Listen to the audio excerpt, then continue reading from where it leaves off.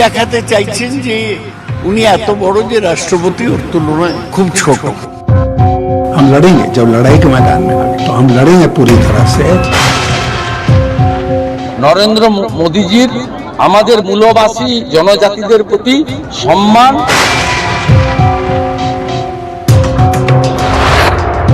Today is the beginning and next also we'll sit together because in our country the bulldozing is going on.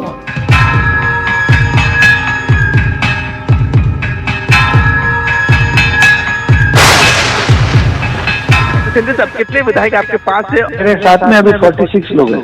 आम्हाला तुम्ही मुख्यमंत्री पदी नको, ठीक आहे, चला मी उठतो।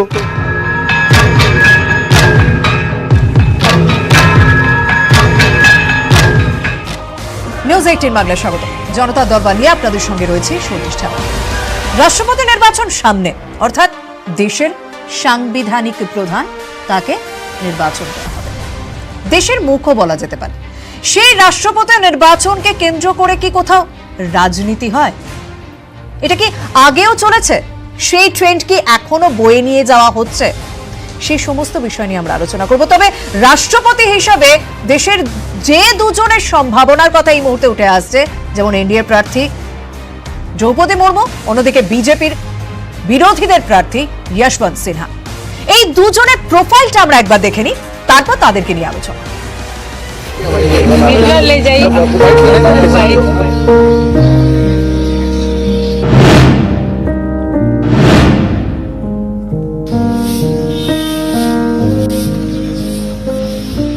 দ্রৌপদী মুর্মু আপাত অখ্যাত এই নামে এবার রাষ্ট্রপতি নির্বাচনে শাসক জোট এনডিএর প্রার্থী।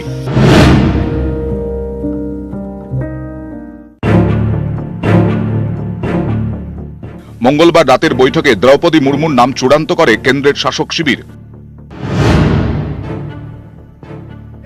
রামনাথ কোবিন্দ ছিলেন দলিত পরিবারের সন্তান, দ্রৌপদী মুর্মু আদিবাসী পরিবারের। ওড়িশার গরিব আদিবাসী পরিবারে জন্ম। সাঁওতাল পরিবারের সন্তান দ্রৌপদী মুর্মু। অভাবের সঙ্গে লড়াই করে স্নাতক, চাকরি ছেড়ে বিজেপিতে। ওড়িশার রায়রঙ্গপুর থেকে ভোটে জিতে কাউন্সিলর। 2000 সালে রায়রঙ্গপুর থেকে জিতেই বিজেপি বিধায়ক। ওড়িশায় বিজেপি বিজেডি সরকারের মন্ত্রী। 2015 সালে ঝাড়খণ্ডের রাজ্যপাল। वो हमारे लिए प्रेरणा थी और आगे भी रहेगी क्योंकि वो स्टेप बाय स्टेप लाइफ में ग्रो की हैं। एक आदिवासी, एक महिला, ये सबसे बड़ा बात है। ये गौरव का, ये बहुत प्रभाव पड़ेगा सब आदिवासी भाई बहन का ऊपर। রাজ্যপাল হয়ে ইতিহাসে নাম তোলেন দ্রৌপদী মুর্মু, কারণ তিনি প্রথম ওড়িশার আদিবাসী নেতা যিনি রাজ্যপাল হন। এবার রায়সিনার ভোটে জিতলে হবে দেশের প্রথম আদিবাসী রাষ্ট্রপতি। শুধু তাই নয়, জিতলে দ্রৌপদী হবেন ভারতের প্রথম রাষ্ট্রপতি যার জন্ম স্বাধীনতার পরে। রায়সিনার লড়াইয়ে মঙ্গলবার প্রার্থী ঘোষণা করে বিরোধী শিবিরও। তাদের বাজি যশবন্ত সিনহা। 1984 সালে জনতা দলের হাত ধরে সক্রিয় রাজনীতিতে যোগ দেন যশবন্ত। জনতা পার্টি জনতা দল হয়ে বিজেপিতে। বাজপেয়ী জমানায় সামলেছেন অর্থমন্ত্রী এবং বিদেশমন্ত্রীর দায়িত্ব। 2018 সালে বিজেপি ছাড়েন যশবন্ত সিনহা। 2021 সালে তৃণমূলে যোগ দেন। তৃণমূলের সর্বভারতীয় সহসভাপতির পদ দেওয়া হয় যশবন্তকে।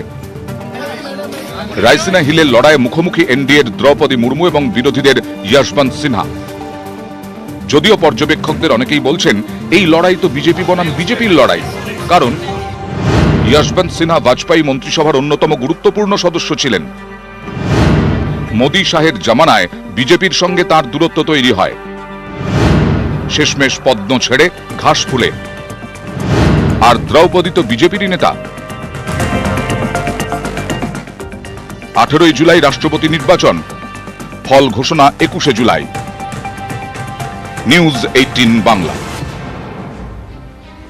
18 জুলাই রাষ্ট্রপতি নির্বাচন, আর তা নিয়েই আজ আমরা আলোচনা করছি, বিভিন্ন প্রশ্নের উত্তর খোঁজার চেষ্টা করছি। যারা আমাদের সঙ্গে স্টুডিওতে উপস্থিত রয়েছেন তাদের সঙ্গে পরিচয় করে নিই। তৃণমূল কংগ্রেসের সাংসদ ডক্টর শান্তনু সেন সঙ্গে রয়েছেন বিজেপি নেতা শঙ্কুদেব পণ্ডা, রয়েছেন কংগ্রেস নেতা সুমন রায়চৌধুরী, রয়েছেন রাজনৈতিক বিশ্লেষক দেবাশিস ঘোষ। দেবাশিস দা, আপনার কাছে আমি প্রথমে জানতে চাই, সত্যি রাষ্ট্রপতি নির্বাচনকে কেন্দ্র করে কি রাজনীতি একটা ট্রেন্ড হয়ে দাঁড়িয়েছে?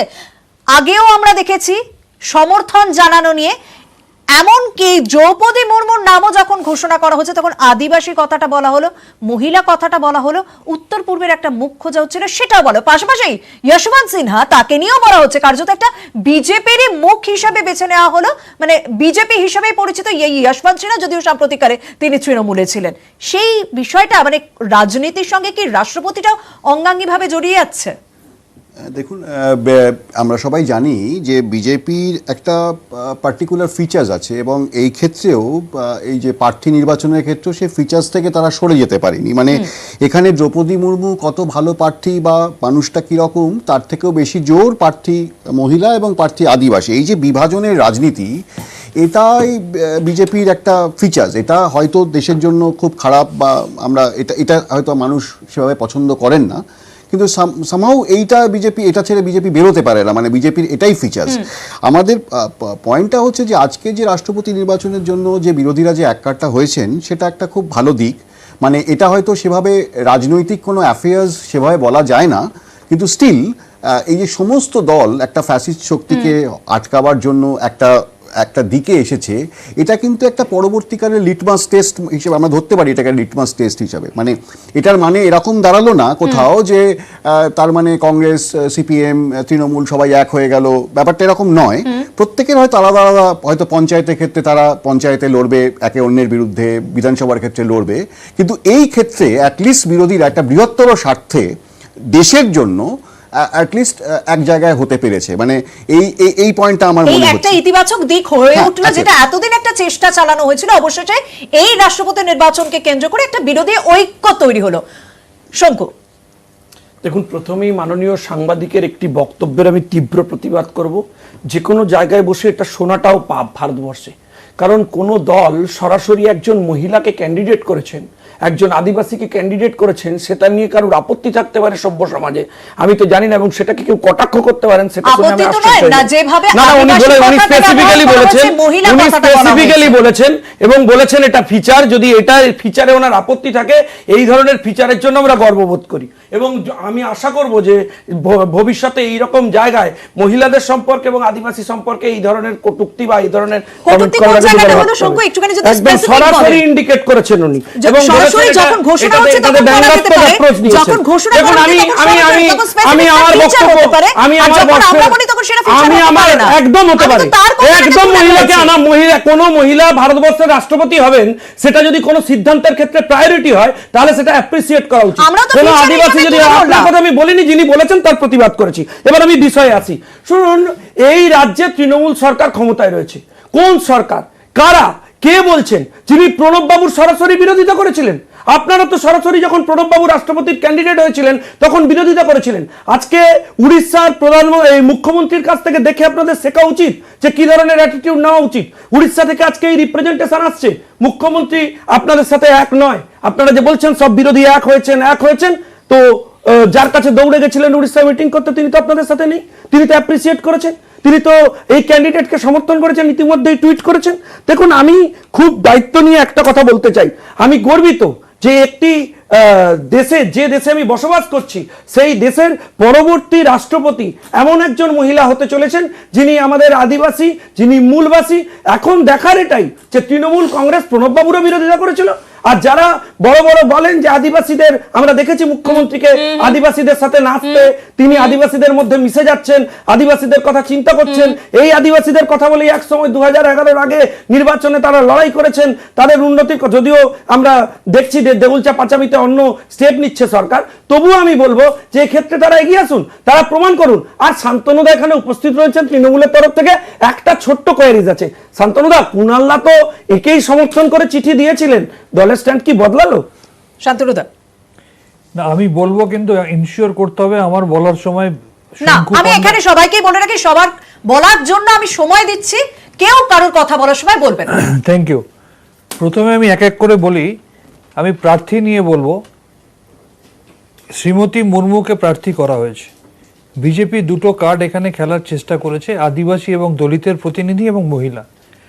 আমি দুটোই বলি, ভারতবর্ষের মানুষ বা দলিত বা পিছিয়ে থাকা মানুষেরা অত বোকা নয়।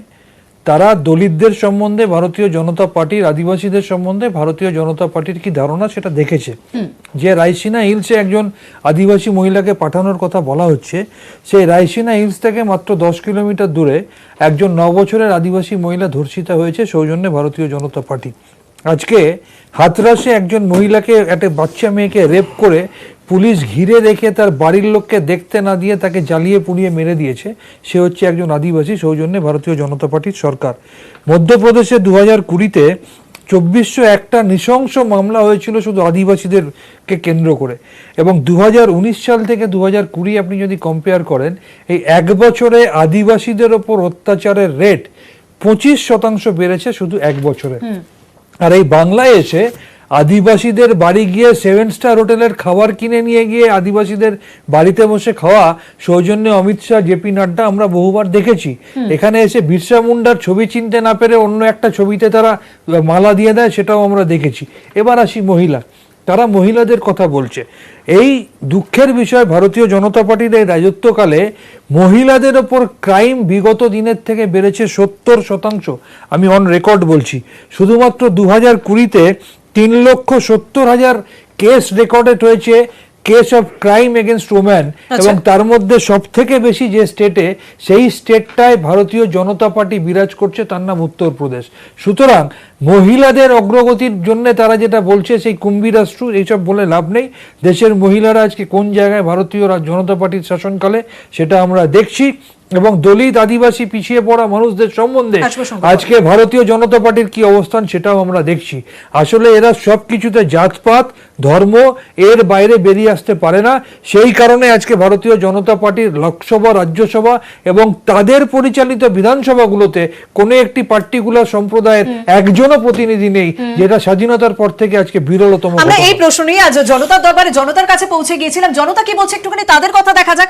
আমরা জানতে চেয়েছিলাম যে এই দ্রৌপদী মুর্মুকে রাষ্ট্রপতি পদপ্রার্থী করতে চেয়ে 2024-এ কি আদিবাসী এবং মহিলা ভোট টানতে চাইছে বিজেপি? মানুষ কি বলছেন? 90% মানুষ বলছেন হ্যাঁ, না বলছেন 10% মানুষ। জনতার দরবারে জনতার ভোট, জনতার মত জানতে চাইলাম। আমি সুমনদার কাছে যাবো, তারপর শঙ্কর। আমার একটু একটা পয়েন্ট যোগ করা আছে। শঙ্কুবাবু বললেন যে সংক্ষেপে কিন্তু হবে, সুমনদার কাছেও যেতে হবে। তাহলে বলে নিন, আমি সুমনদা, আমি তারপর শঙ্কু আপনার কাছে আসছি।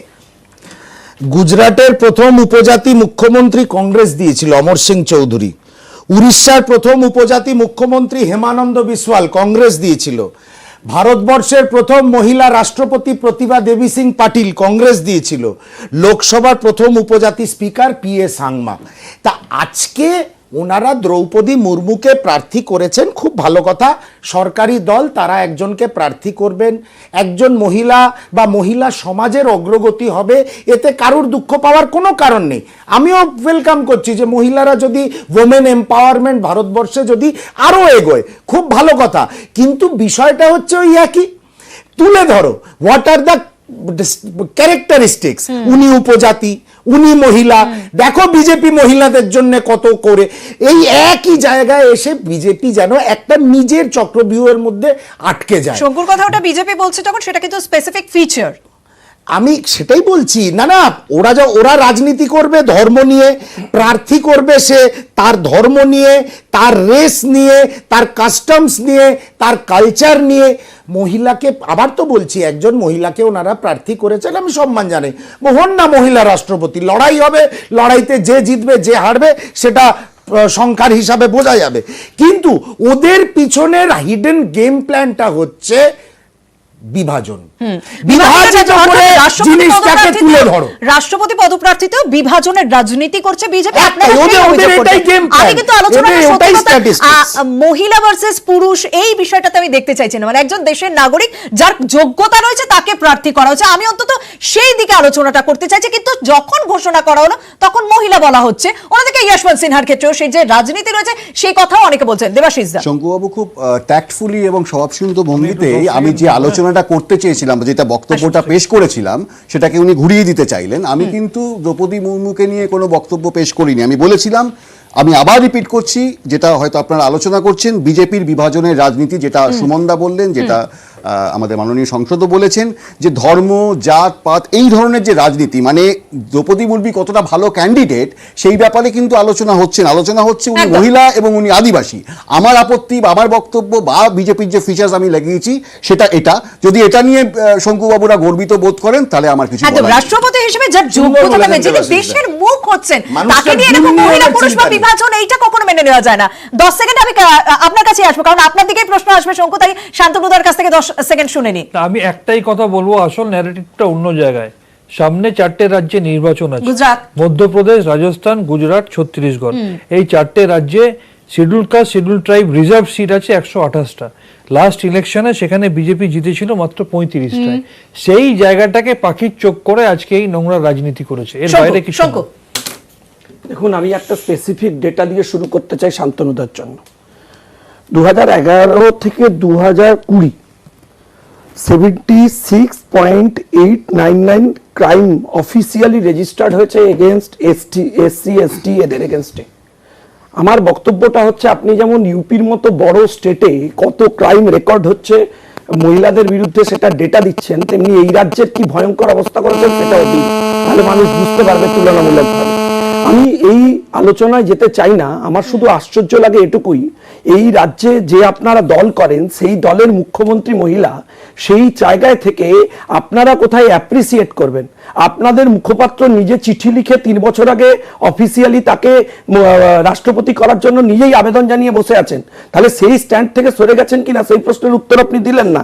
আমি আপনাকে সরাসরি একটা জিনিস বলতে চাই, যে আদিবাসীদের শুধুমাত্র স্বীকৃতি দেওয়া নয়, আদিবাসীদের যাতে উচ্ছেদ না করা যায়, স্বাধীনতার পর গিয়ে ভারতীয় জনতা পার্টি আইনটা প্রণয়ন করেছেন, আপনারা আদিবাসীদের ভোট নিয়েছেন, আদিবাসীদের ব্যবহার করেছেন। 2011-এর পরে এই বাংলায় আদিবাসীদের উন্নয়নের জন্য স্পেসিফিক্যালি এখনো পর্যন্ত এমন কিছুই করে উঠতে পারেননি যেটাতে মানুষের নজর বা নজরদারি গিয়ে পৌঁছয়। তাই যে জঙ্গলমহল আপনাদের হাসছিল এখন তা কাঁদছে। ফলে শান্তনুবাবু, আমি বলবো যে আপনাদের মুখপাত্রের স্ট্যান্ড থেকে কি আপনারা সরে এসছেন? উনি তো লিখিতভাবেই এই প্রার্থীকে সমর্থন করেছিলেন, তা আপনারাও এগিয়ে এসে সমর্থন করুন না, কি অসুবিধে? শান্তনুদা, 2% ভোট কম ছিল বিজেপি, সেটা কিন্তু এই দ্রৌপদী মুর্মুকে প্রার্থী করার পর বিজেপির সমর্থনটা পাওয়া গেল। প্রথম কথা আমি আপনাকে বলি, আদিবাসীদের নিয়ে মমতা ব্যানার্জি কি করেছেন এটা যদি বলি, আপনারা 1 ঘন্টা শো টাইম সাফিসিয়েন্ট নয়। আর জঙ্গলমহল এখন কাঁদছে না, জঙ্গলমহল 2011 সালের 20 মে আগে পর্যন্ত কাঁদতো, এখন সেই জঙ্গলমহল হাসছে।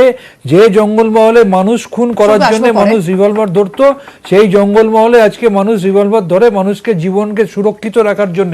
এবং আমি আপনাকে আবার এনশিওর করছি, আর দ্রৌপদী মুর্মুকে আপনি প্রার্থী করে যদি ভেবে থাকেন কেকওয়াক হয়ে গেল, এখনো যারা ভাবছে তারা কিন্তু মূর্খের স্বর্গে বাস করছে। ম্যাথামেটিক্যাল ক্যালকুলেশনটা অত সহজ নয়। বিরোধী প্রার্থীরা যিনি আছেন তিনি কিন্তু ছেড়ে কথা বলবেন না। ম্যাথামেটিক্যাল ক্যালকুলেশনে এখনো কোথাও এটা বোঝা যাচ্ছে না তর্কের খাতিরে এবং অঙ্কের হিসাবে যে তারা কেকওয়াক পাবে এবং এনডিএর প্রার্থী। শান্তনুদা, কুনাল্লা স্ট্যান্ডটা থেকে কি সরে এসছেন? কুনাল্লা যে চিঠি লিখে এই প্রার্থীকে সমর্থন করেছিলেন, আপনারা কি স্ট্যান্ড থেকে সরে গেলেন? এই প্রশ্নটা উত্তর দেবেন না কেন? ধীরে নয়,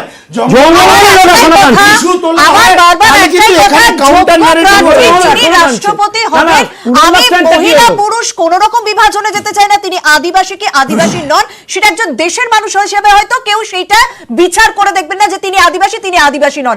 আমাদের দেশ সবার দেশ, সবার দেশ বললে হবে না। আদিবাসীদের উন্নয়ন হয়নি, আদিবাসীরা খেতে পাচ্ছে না, ওদের কথা বলতে হবে। যখন আমরা রাজনৈতিক কৌশল নিয়ে আলোচনা হচ্ছে, বিজেপির রাজনৈতিক কৌশল নিয়ে যখন আলোচনা হচ্ছে, তখন বিজেপি বিরোধীদের কোনো রাজনৈতিক কৌশল নেই।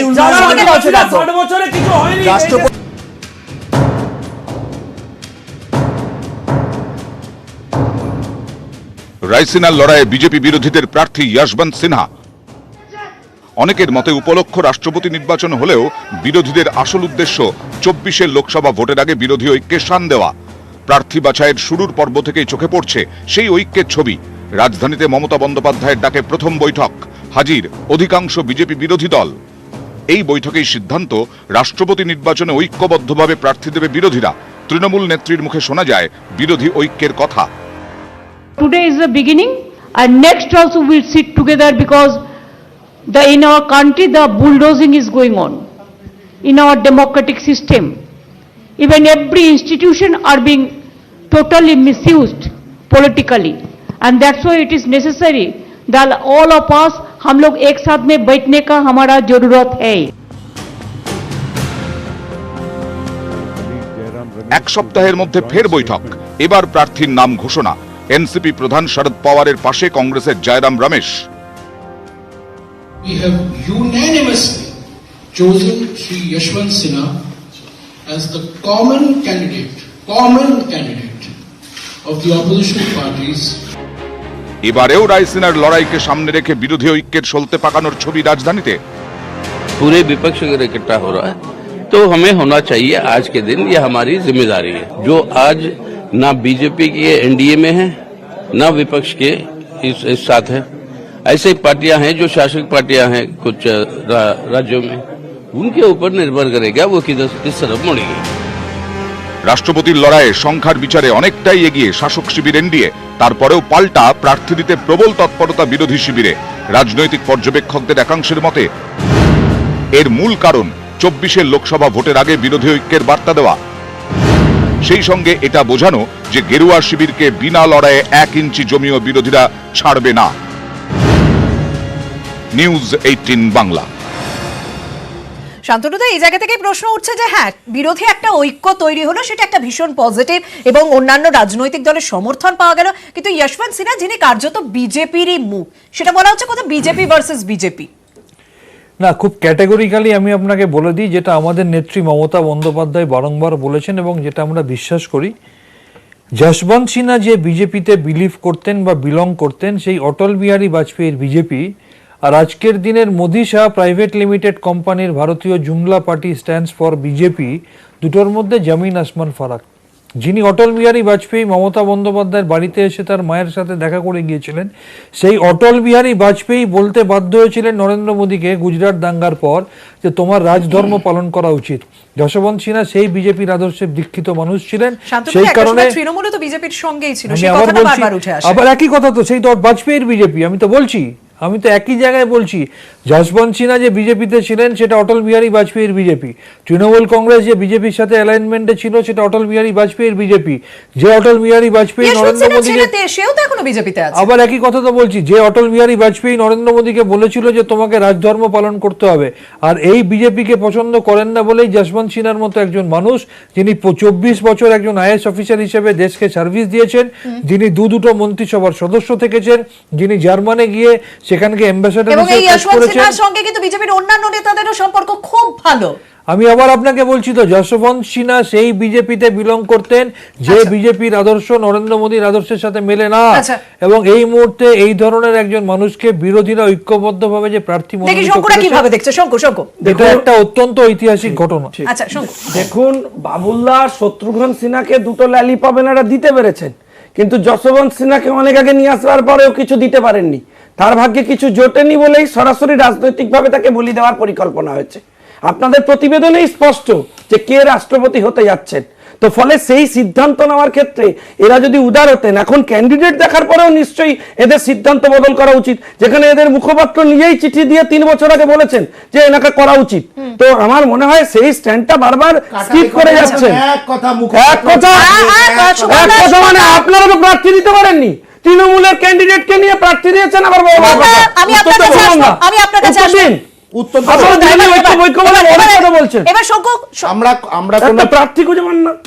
আমরা তৃণমূলের কোনো প্রার্থীকে সমর্থন করছি না।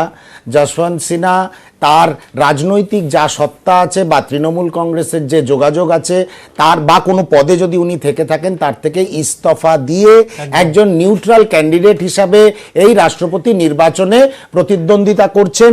সকল বিরোধী দল ঐক্যবদ্ধভাবে তাকে সমর্থন করছে, আর এটাও ভেবে নেওয়ার কোনো কারণ নেই বিজেডি একদম ভুবনেশ্বর থেকে উড়ে এসে আপনাদের প্রার্থীকে সব ভোট দিয়ে চলে যাবে।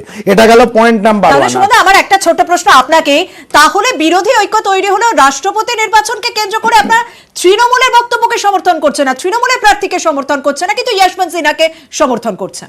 না, এটা আপনি একটা অন্য ডাইমেনশন দেওয়ার চেষ্টা করলে আমার সেখানে কিছু করার নেই। মানে আমার বক্তব্য হচ্ছে, তৈরি হতে পারে। আমি শর্মিষ্ঠা একটা কথা বলি, যে বিরোধীরা একত্রিত হয়েছে, এই শঙ্কু পরে আসবো, বিরোধীরা একত্রিত হয়েছে বিজেপির বিরুদ্ধে লড়াইয়ে।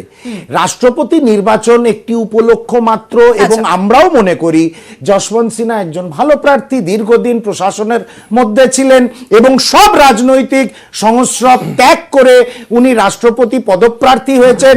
সব বিরোধী দলরা ওনাকে সমর্থন করছে এবং যশবন্ত সিনহা যথেষ্ট সুন্দর লড়াই দেবেন, জিতে বেরিয়ে আসার মতন। একদম একদম খুব সংক্ষেপে দেবাশিস। মানে এটা আপনারা যেটা বলার চেষ্টা করছেন ব্যাপারটা এরকম নয়। মানে যদি একটু দেখা যায়, যদি ধরে নিন হঠাৎ, মানে মানুষ আর সাপ তো কখনো একসাথে থাকতে পারে না, কিন্তু অনেক সময় কি হয়, বন্যা টন্যা যদি হয় তখন দুজনকেই গাছে আশ্রয় নিতে হয়। কেন নিশ্চয় আশ্রয় নিতে হয় না? নিজেদেরকে বাঁচাবার জন্য।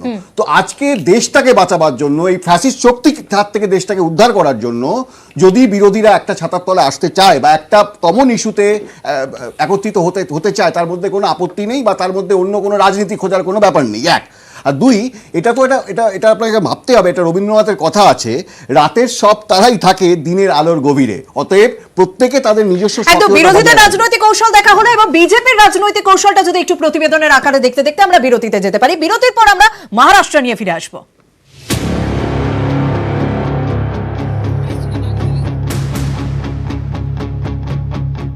একের পর এক বৈঠক, টানা সাসপেন্স, তারপর ঘোষণা। রায়সেনার লড়াইয়ে পদ্মের বাজে দ্রৌপদী মুর্মু। অনেকেই মনে করছেন রাষ্ট্রপতি পদপ্রার্থী হিসেবে দ্রৌপদীকে বেছে নিয়ে এক ঢিলে অনেক পাখি মারার কৌশল নিল বিজেপি। কারণ দ্রৌপদী মুর্মু আদিবাসী মুখ, সাঁওতাল পরিবারের সন্তান, মহিলা প্রার্থী এবং উত্তর পূর্ব ভারতের বাসিন্দা। রাজনৈতিক পর্যবেক্ষকদের মতে পদ্মের এই প্রার্থী কৌশল আসন্ন লোকসভা নির্বাচন এবং একাধিক রাজ্যে হতে চলা বিধানসভা ভোটে ফায়দা দিতে পারে পদ্ম শিবিরকে। দ্রৌপদী মুর্মু আদিবাসী পরিবারের সন্তান। আদিবাসী মানে তপশিলি উপজাতি বা এসটি ভোট। লোকসভার 543টি আসনের মধ্যে 62টি এসটিদের জন্য সংরক্ষিত। আগামী 1.5 বছরের মধ্যে বিধানসভা নির্বাচন গুজরাট, মধ্যপ্রদেশ, ছত্তিশগড় এবং রাজস্থানে। এই 4 রাজ্যে এসটি আসনের সংখ্যা 128। গতবারের নির্বাচনে এই 128 আসনের মধ্যে মাত্র 35টি জিতেছিল বিজেপি।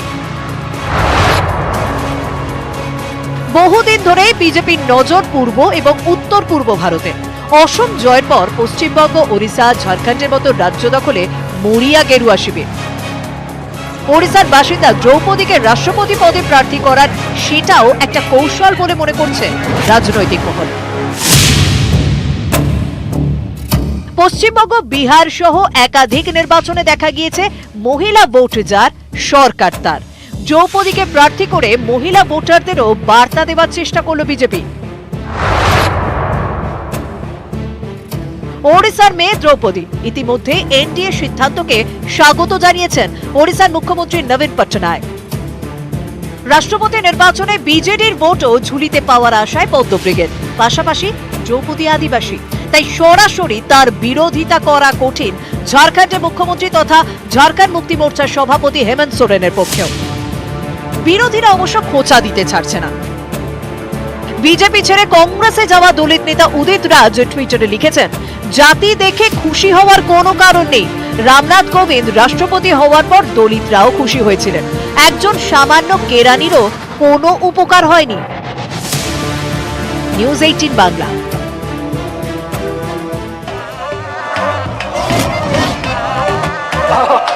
अरे ऐसी पकड़ कहां से सीखी?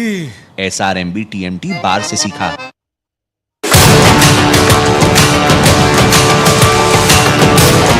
থেকে জানতে চাইবো, তোমার সঙ্গে কথা বলার আগে একটু শুনে নিতে চাইবো নবান্ন থেকে বেরিয়ে আসার পর শোভন চট্টোপাধ্যায় কি বলেন।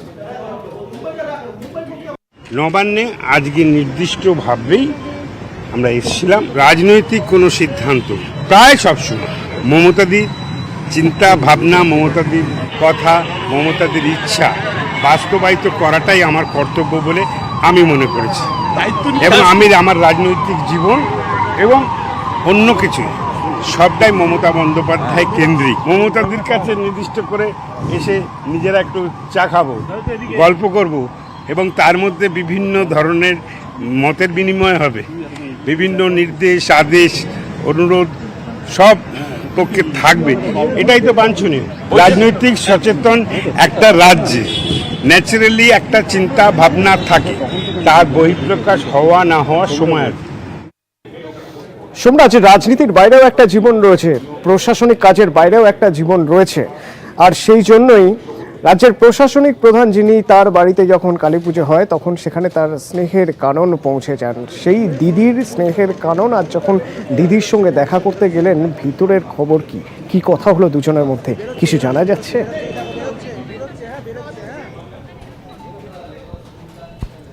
দেখো, যেটা নবান্ন সূত্রে খবর, আজ যখন শোভন চট্টোপাধ্যায় নবান্নে পৌঁছে লিফটে 14 তলায় গিয়ে পৌঁছান, 14 তলায় পৌঁছানোর পর যখন মুখ্যমন্ত্রীর ঘরে ঢোকেন, সেই সময় মুখ্যমন্ত্রী মমতা বন্দ্যোপাধ্যায় অপেক্ষা করছিলেন শোভন চট্টোপাধ্যায়ের জন্য।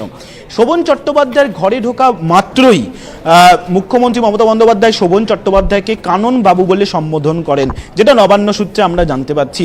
এবং কানন বাবু বলে সম্বোধন করার পাশাপাশি প্রথমে একটি ব্যক্তিগত আলোচনা হয় কিছুটা, এবং তারপরে গোটা আলোচনাটাই রাজনৈতিক আলোচনা হয়।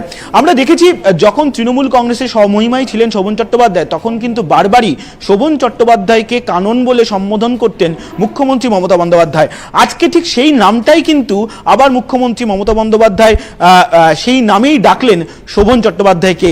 যেটা সূত্র মারফত খবর, বারবারই যখনই আলোচনা হয়েছে তখন কিন্তু কাননবাবু শব্দটাই বারবার উল্লেখ করেছেন মুখ্যমন্ত্রী মমতা বন্দ্যোপাধ্যায়। অর্থাৎ কোথাও যেন সেই পুরনো স্নেহ, পুরনো ভালোবাসা ফিরে এলো শোভন চট্টোপাধ্যায়ের প্রতি মুখ্যমন্ত্রী মমতা বন্দ্যোপাধ্যায়। রাজনৈতিক মহল তেমনটাই দাবি করছেন। তার কারণ আমরা জানি যে তৃণমূল কংগ্রেসের যখন সমমহিমায় ছিলেন শোভন চট্টোপাধ্যায়, তখন কিন্তু শোভন চট্টোপাধ্যায় মুখ্যমন্ত্রী মমতা বন্দ্যোপাধ্যায় অত্যন্ত স্নেহবান বলেই পরিচিত ছিলেন, এবং যার জন্যই কিন্তু কানন বলে সম্বোধন করতেন মুখ্যমন্ত্রী শোভন চট্টোপাধ্যায়কে। আর আজকে ঠিক যখন মুখ্যমন্ত্রী মমতা বন্দ্যোপাধ্যায়ের সঙ্গে শোভন চট্টোপাধ্যায় দেখা করতে গেলেন, সেই সময় কিন্তু কাননবাবু বলে সম্বোধন করলেন। পাশাপাশি যেটা নবান্ন সূত্রে খবর, চা খাওয়া হয়, তিনজনই বসে চা খান, এবং তারপরেই কিন্তু রাজনৈতিক আলোচনা শুরু হয়। আর অবশ্যই তৃণমূল কংগ্রেসের মঞ্চে খুব শীঘ্রই শোভন চট্টোপাধ্যায়কে দেখা যেতে পারে, তেমনটাই সূত্র মারফত খবর। তার কারণ আজকের আলোচনার বিষয়বস্তুতেই গোটাটাই তৃণমূল কংগ্রেস কেন্দ্রিক আলোচনা, আর ভেতরের অ্যাম্বিয়েন্স অবশ্যই বারবারই কিন্তু পুরনো স্নেহ, পুরনো ভালোবাসার বিষয়টি উঠে আসে আজকের আলোচনার মাধ্যমে। একবার এই নবান্ন থেকে বেরিয়ে বৈশাখী বন্দ্যোপাধ্যায় কি বলেছেন শুনে নিতে চাইব। মুখ্যমন্ত্রীর সঙ্গে আমাদের সম্পূর্ণ যে আজকের মিটিং, এটা রাজনৈতিক, একই সঙ্গে এটা ব্যক্তিগত একটা মিটিং ছিল। আমি দেখলাম ভাই আর দিদির অনেক মিষ্টিমধুর আলোচনা হচ্ছিল, সেগুলো আমি এনজয় করছিলাম। আমি মনে করি যে শোভনের এখনো রাজনীতিতে দেওয়ার অনেক কিছু আছে, এবং ও শিগগির শুরু করুক ওর রাজনৈতিক জীবন, দ্রুত ওর কাজে করছে। আপনার স্বপ্নের বাড়ি বানানোর সময় মিকি পাওয়ার প্লাস টিএমটি বাড়ির উপর ভরসা রাখুন।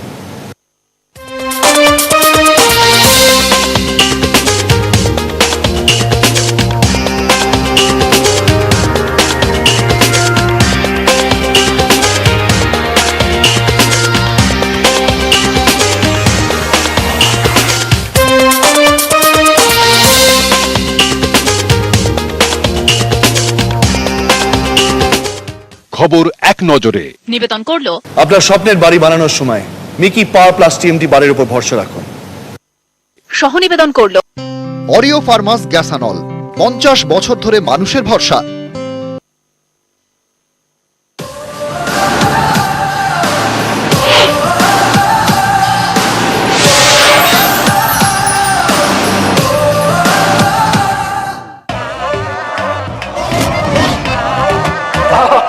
अरे ऐसी पकड़ कहां से सीखी?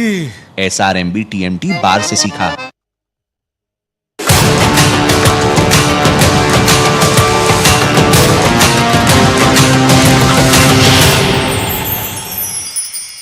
মহারাষ্ট্রে মহাসংকট, মহারাষ্ট্র সরকারের ভবিষ্যৎ কি?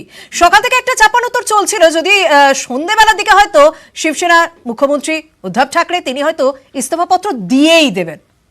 সন্ধ্যাবেলায় সাংবাদিক বৈঠক করলেন, সাংবাদিকদের ভার্চুয়ালি মিট করলেন, কিন্তু সেখানে তিনি সরাসরি জানিয়ে দিলেন তিনি ইস্তফাপত্র তখনই দেবেন যারা বিক্ষুব্ধ বিধায়ক রয়েছেন তারা যদি এসে বলেন যে মুখ্যমন্ত্রী হিসেবে তাকে দেখতে চাইছেন না। উদ্ধব ঠাকরে আজকে কি বললেন একবার শুনে নি। तर शिवसेना आणि हिंदुत्व हे दोन घट्ट एकमेकांमध्ये गुंफलेले जोडलेले हे शब्द आहेत. कमलनाथजींनी मला फोन केला होता, कालच सकाळी शरद पवारजींनी फोन केला, मला म्हणाले उद्धव आम्ही तुमच्या सोबत आहोत. समजा माझ्या लोकांना, म्हणजे मी माझं म्हणतोय ते मला आता माझं आपलं मानतात की नाही मला माहिती नाही, कारण ते माझ्या समोर नाहीयेत. सरळ समोर यायचं आणि सांगायचं की उद्धवजी तुम्ही कारभार करायला नालायक आहात, हे कोविडच्या काळातले टॉप 5 वगैरे सोडून द्या, आम्हाला तुम्ही मुख्यमंत्रीपदी नको. ठीक आहे, चला मी उठतो, मला कोणताही मोह नाही, मी ओढून ताणून खुर्चीला चिकटून बसणारा नाही, मी शिवसेना प्रमुखांचा पुत्र आहे, कोणताही मोह मला खेचू शकत नाही. उगाच काहीतरी शिवसेनेशी आम्ही गद्दारी करणार नाही, पण ही शिवसेना आहे आमची शिवसेना, या सगळ्या करण्यावरनं नुकसान कोणाचं होत आहे? বাণিজ্যনগরী মুম্বাই তথা মহারাষ্ট্র তার এই মুহূর্তে ভবিষ্যৎ কি, পলিটিক্যাল সিনারিও ঠিক কোন জায়গায় রয়েছে জানবো। আমাদের সঙ্গে রয়েছেন মুম্বাইয়ের এডিটর अमित राय। अमित जी, अभी वहां से क्या अपडेट मिल रही है? देखिए, जिस तरह से उद्धव का स्टेटमेंट सामने आया, उन्होंने साफ तौर पे कहा कि जो भी नाराजगी है वो सामने आकर बताइए। इस तरह सूरत या गुवाहाटी जाकर बात नहीं होगी। अगर आपको लगता है कि मुझे सीएम पद से हट जाना चाहिए तो मुझे आके बताइए, अगर आप नहीं आ सकते तो फोन पे मुझे डायरेक्ट बोलिए। ये वाया जो है मैसेज मुझे नहीं, हाँ अमित जी, ना ही मुझे पक्ष प्रमुख जो है पद से प्यार है। आपको मेरी आवाज आ रही है? हाँ सुनाई दे रही है। तो उद्धव ठाकरे ने साफ तौर पे कहा कि आप जो है मेरे सामने आइए, बैठ के बात करिए, और अगर आपको लगता है कि मैं अच्छा सीएम नहीं हूँ, मुझे जो है रिजाइन कर देना चाहिए तो मैं कर दूंगा, लेकिन आप मेरे सामने आइए, और अगर नहीं आ सकते तो फोन पे मुझसे बात करिए। और इसी उद्धव ठाकरे के संबोधन के बाद एकनाथ शिंदे का ट्वीट आया है। एकनाथ शिंदे ने ट्वीट कर लिखा है कि पिछले 2.5 साल में महाविकास आघाड़ी में फायदा एनसीपी कांग्रेस का हुआ है, लेकिन शिवसेना का बिल्कुल नुकसान हुआ है। दूसरे दल जहां मजबूत होते गए वहीं शिवसेना की ताकत कम होती गई। पार्टी और शिवसैनिकों को टिकाए रखने के लिए अनैसर्गिक गठबंधन से बाहर निकलना जरूरी है और महाराष्ट्र सीट में फैसला लेना जरूरी है। यानी वो कहना चाह, हाँ अमित जी, और फिर बाहर आइए तब हम आपके साथ आएंगे। वही एक और खबर मैं आपको दे दूं कि कुछ ही देर पहले शरद पवार उद्धव ठाकरे की बैठक जो है खत्म हुई है और शरद पवार ने उन्हें सलाह दी है कि ये जो पॉलिटिकल सिनारियो चल रहा है उसमें अगर सरकार को बचाना है तो एकनाथ शिंदे अगर सीएम बनना चाहते तो उन्हें बनाना चाहिए। ऐसी सलाह जो है उन्होंने उद्धव ठाकरे को दी है। लेकिन जिस तरह से अभी ट्वीट आया हुआ है एकनाथ शिंदे का साफ तौर पर कहना है कि हमें इस सरकार में रहना ही नहीं है, कांग्रेस एनसीपी को बाहर निकाले वरना शिवसेना टूट जाएगी। अगर ये लोग बाहर निकल जाते हैं सरकार से तो हम आपके साथ आ सकते हैं। জি জি জি জি শুকরিয়া। এই জায়গা থেকে দেবাশিস আপনার কাছে জানতে চাইবো, মানে একটা নতুন তথ্য, মানে শরদ পাওয়ার তার উপরে অনেকে ভরসা রেখেছিলেন যে মহারাষ্ট্রে যে পরিস্থিতি তৈরি হয়েছে শরদ পাওয়ার আছেন তিনি ঠিক পরিস্থিতি সামলে নেবেন।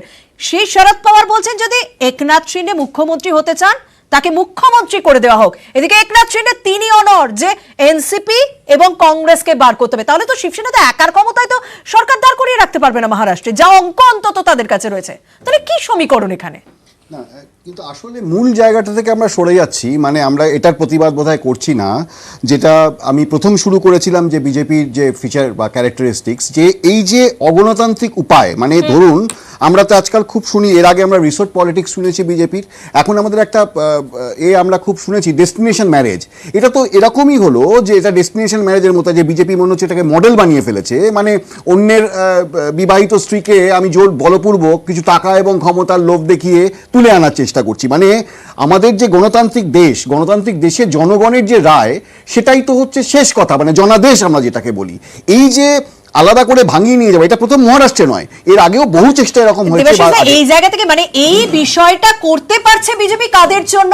মধ্যপ্রদেশে দেখেছিলাম জ্যোতিরাদিত্য সিন্ধিয়া, সচিন পাইলটের ক্ষেত্রে দেখেছিলাম রাজস্থানে, যদিও সেটা শেষ পর্যন্ত হলো না, কর্ণাটকে দেখলাম, এবং বারবার এই বিক্ষুব্ধদের বিজেপি টার্গেট করছে। মানে করতে পারছে বিজেপি, এটা করতে পারছে কিন্তু কারোর উপর ভর করে, তার মানে দায়টা তো তাদেরও। শুধুমাত্র বিজেপির তো নয়। একদম তাদের দায়, কিন্তু যারা এটা ঘটাচ্ছে তাদের তো সেই দায়ভার তো তারাও এড়াতে পারে না। মানে এটা তো মানে এই যে আগ্রাসী মনোভাব, এই যে ফ্যাসিস্ট মনোভাব, এটা তো খুব মারাত্মক। এটা তো দেশকে, এটা কিন্তু আগে ছিল না, এটা রিসেন্ট শুরু হয়েছে। এটা বিজেপি বিশেষত খুব মারাত্মকভাবে এটা শুরু করেছে এবং আমরা পশ্চিমবঙ্গে হয়তো সেই প্রভাব কিছুটা তৃণমূলের মধ্যে দেখতে পাচ্ছি। কিন্তু এই যে দল থেকে ভাঙিয়ে আনা, বিধায়কদের ভাঙিয়ে আনা, এটা তো আমাদের প্রথম এটার প্রতিবাদ করা উচিত। একদম। আমরা জনতার কাছেই জানতে চেয়েছিলাম যে শিবসেনার যে বর্তমান পরিস্থিতি তৈরি হয়েছে তাতে কি বিজেপিরই পেছনে কার্যত হাত রয়েছে? হ্যাঁ বলছেন 76% মানুষ, না বলছেন 24% মানুষ। শঙ্কু, দেখুন আপনাদের কি তথ্যপত্র, আপনারা কাকে জিজ্ঞেস করেন, কিভাবে করেন, কি সিস্টেম, আমরা সোশ্যাল নেটওয়ার্কিং সাইটে আপনাদের কি হয় এই নিয়ে আমার কোনো বক্তব্য নেই, এবং এই পক্ষে এলে কিন্তু বিজেপি সেটা শুনুন না, এটাই আপনাদের এই ব্যাপার নিয়ে আমি কোনো রিঅ্যাকশন দিতে চাই না। সেফোলজি নিয়ে আপনাকে প্রশ্ন তুলতে হবে না, আপনি চালাচ্ছেন এই অনুষ্ঠান। সুমন দা আসবো পরে। ধন্যবাদ। শঙ্কু, দেখুন এই জায়গাটাতে না রাজনৈতিক দল কাকে ভাঙাচ্ছে না, কাকে বলছে ঘোড়া কেনা বেচা হচ্ছে, সরকার তৈরি হচ্ছে, এটা কোনো এজেন্ডাই নয়। এই মহারাষ্ট্রে মূল এজেন্ডাটা হচ্ছে নীতির। হ্যাঁ, ওরা একটু হেসে নিন আপনি ভালো করে, প্যানেল ছেড়ে চলে যাবে, একটু হেসে নিন আপনি ভালো করে, বিজেপির থেকে নীতি শিখতে হবে, হেসে নিন তারপরে বলুন। সবাই হাসছে, আপনি হেসে নিন তারপরে বলুন। শঙ্কু বলুন। শেষ। আপনারা প্রথমে ওখানকার মুখ্যমন্ত্রী, বিদায়ী মুখ্যমন্ত্রী, যিনি আর কিছুক্ষণ পর থাকবেন না, তার বক্তব্য শুনিয়েছেন। তিনি শিবসেনার বক্তব্য রাখতে গিয়ে তিনি খুব নির্দিষ্ট করে বলেছেন, কি বলেছেন? বলেছেন আমাদের দেশ কি, আমাদের দেশ হিন্দুত্ব। তিনি কি বলেছেন? বলেছেন যে দরকার হলে আমি কংগ্রেসের বিরুদ্ধে লড়াই করেছি, আমরা একসময় এনসিপির বিরুদ্ধে লড়াই করেছি। আজকে তিনি বলছেন তার সহকর্মীদের সাথে তিনি বসবেন। ভাই, যে নীতি, যে হিন্দুত্ব, যে বেসলাইনের উপর ভিত্তি করে তুমি মহারাষ্ট্রে নির্বাচনে ক্ষমতায় এলে, যে যার ওপর ভিত্তি করে, বাবা সাহেবের আদর্শের উপর ভিত্তি করে তুমি ওখানে গিয়ে মুখ্যমন্ত্রী হলে, হিন্দুত্বের উপর শুনুন, আপনি এইভাবে ডিস্টার্ব করবেন না। আপনারা নীতি ঠিক না থাকতে পারে, 100 বার সারা ভারতবর্ষ আপনাকে নীতি ঠিক রাখতে হবে। আপনাদের নীতি ঠিক নেই বলে আজকে আপনাদের এই অবস্থা, আপনাদের নীতি নেই বলে আপনারা আজকে তৃণমূলের প্রার্থীকে সমর্থন করছেন। 4 দিন পর তো তৃণমূলের প্রার্থী প্রধানমন্ত্রী হবে, তাকে সমর্থন করবেন। 18 বছরের দল ক্ষমতা। কংগ্রেস কি দেয়? আপনার অভিযোগের উত্তর কংগ্রেস কি দেয়? শুনুন, আমি একটা লাইনে শেষ করব, বারবার ইন্টারাপ্ট করে উনি আমায় বলতে দেননি। আমার বক্তব্য খুব নির্দিষ্ট, হিন্দুত্বর নীতি থেকে সরে গেছেন বলেই আজকে এই অবস্থা। এই কারণেই ওদের লোকেরা আজকে ওদের সাথে নেই। আজকে ওনাকে বলতে হচ্ছে, আমি কথা বলবো। আসবো হিন্দুত্ব কথা, কারণ একনাথ শিন্ডে তিনি বলেছেন হিন্দুত্ব বিশ্বাসী, যে কারণে কথা হয়ে গেল। আমি একটা প্রশ্ন, কংগ্রেস বিধান পরিষদে যে ভোটটা দরকার ছিল সেই ভোটটা পায়নি বলে কিন্তু আজকে এই পরিস্থিতি তৈরি হচ্ছে। দেখুন, ক্রস ভোটিং হয়েছে। দেখুন একটা কথা বলছি, সেখানে কমলনাথ বলছে কিনা আমাদের কোনো দায় নেই, শিবসেনার যা দায়। কমলনাথ সাহেব নিশ্চয়ই একজন বিদগ্ধ নেতা, উনি ওনার মতন তার স্টেটমেন্ট দিয়েছেন। আমি আপনার স্টুডিওতে বসে ওখানে গ্রাউন্ডে কি হয়েছে এক্সাক্ট তো আপনাকে বলতে পারবো না, তবে নীতির কথা আমি শঙ্কুদেব পণ্ডা বা বিজেপি কংগ্রেসের আসবো, আমি সবার কাছে উনি বলছিলেন আমি বিজেপির থেকে যারা গণতন্ত্রের সঙ্গে প্রতিনিয়ত বেইমানি করে, মানুষের সঙ্গে বেইমানি করে, দেশের সীমার সঙ্গে যারা বেইমানি করে, তাদের থেকে নীতির কথা শিখবো না। এক একটি করে নির্বাচিত সরকারকে আপনারা ডিস্টেবিলাইজ করেছেন। মধ্যপ্রদেশে সরকার ভেঙে দিয়েছেন, কর্ণাটকে সরকার ভেঙে দিয়েছেন, মণিপুর দেখেছেন, গোয়া দেখেছেন।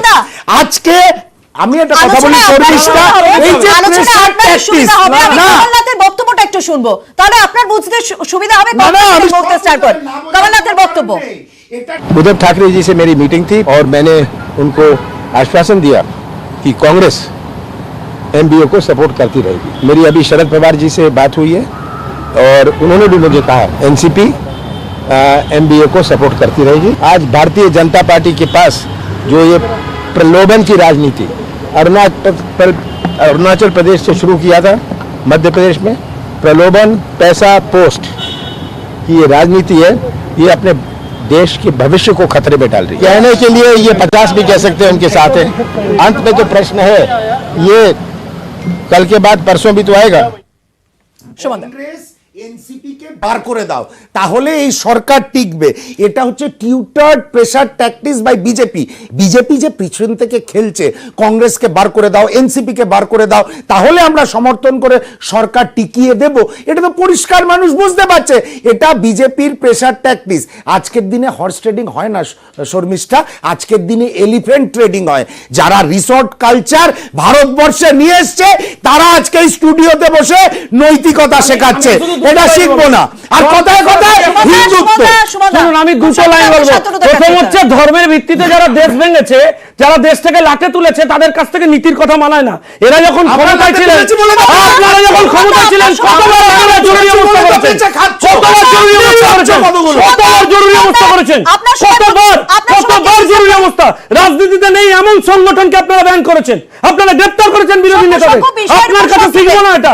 সকল বিষয়ের উপর সংক্ষেপে দেখুন আমাদের কেন্দ্র সরকারের যদি এখানে ইন্টারফেয়ার করার দরকার হতো সরকারি স্তরে, তাহলে অনেক আইন ছিল, সেই আইন প্রয়োগ করা হতো।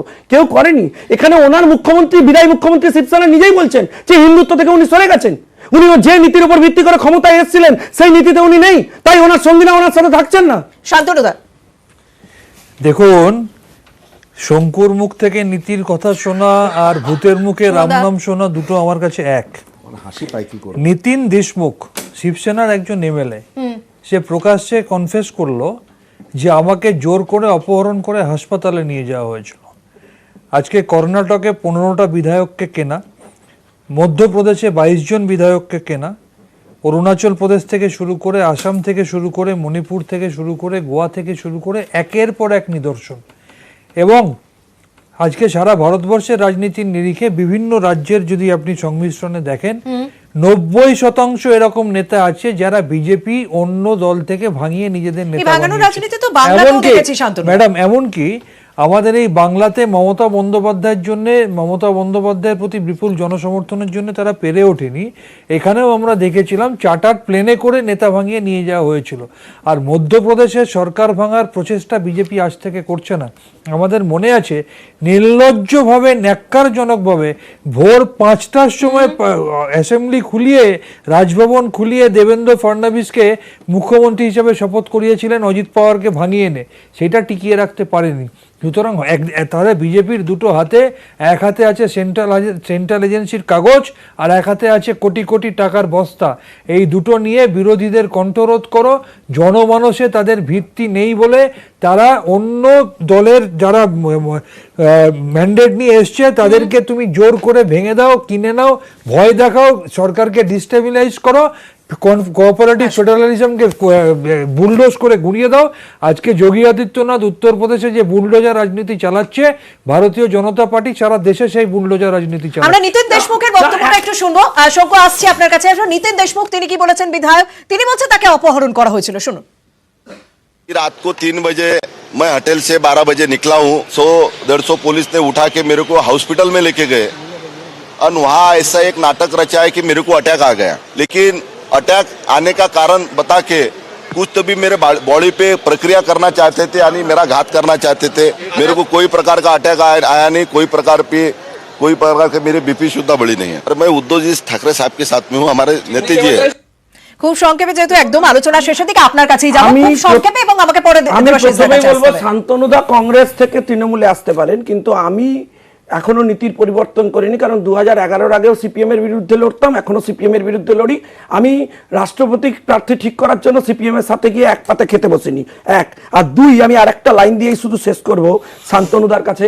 শান্তনুদা দল ভাঙানোর কথা বলছেন, মানস ভূঁইয়া কোন দলের? আমি জানতে চাই রবীন্দ্রনাথ ভট্টাচার্য কোন দলের? আমি বাবুল সুপ্রিয়র কোন দলের? আপনারা দল ভাঙানোর কথা বলছেন। কতজন এমএলএ এখনো পর্যন্ত ভাঙিয়েছেন? বিজেপির কতজন বাকি এমএলএ ভাঙানোর জন্য কোমর বেঁধে নেমেছেন?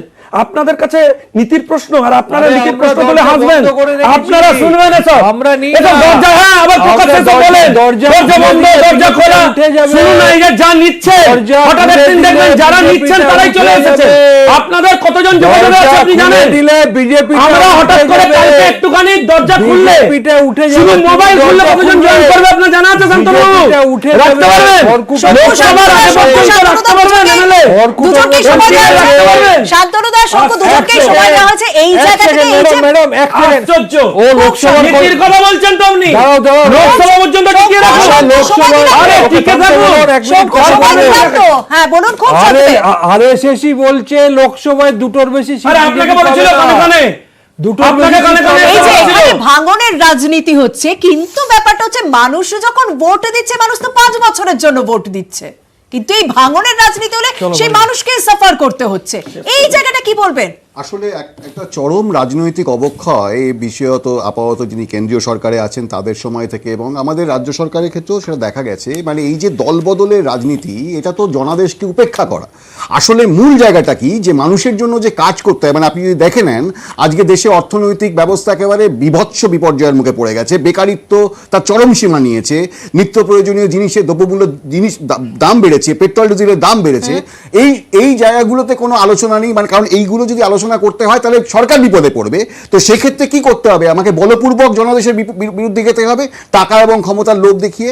আলটিমেটলি এই যে রাজনৈতিক অবক্ষয়, এটার মধ্যে দিয়েই মানুষ আজকে যাচ্ছে, বা উই আর দ্য সাফারার। একদম, অনেক ধন্যবাদ। মহারাষ্ট্রের রাজনীতি স্বাভাবিকভাবেই জাতীয় রাজনীতিতে একটা প্রভাব ফেলবে, তাই মহারাষ্ট্রের দিকে আমাদের নজর রয়েছে, এবং অবশ্যই নির্বাচনে, রাষ্ট্রপতি নির্বাচনের দিকেও নজর রয়েছে। অনেক ধন্যবাদ আপনাদেরকে এই অনুষ্ঠান দেখার জন্য। আরো নিউজ আপডেটের জন্য নজর রাখুন নিউজ 18 বাংলা পর্দায়। ধন্যবাদ।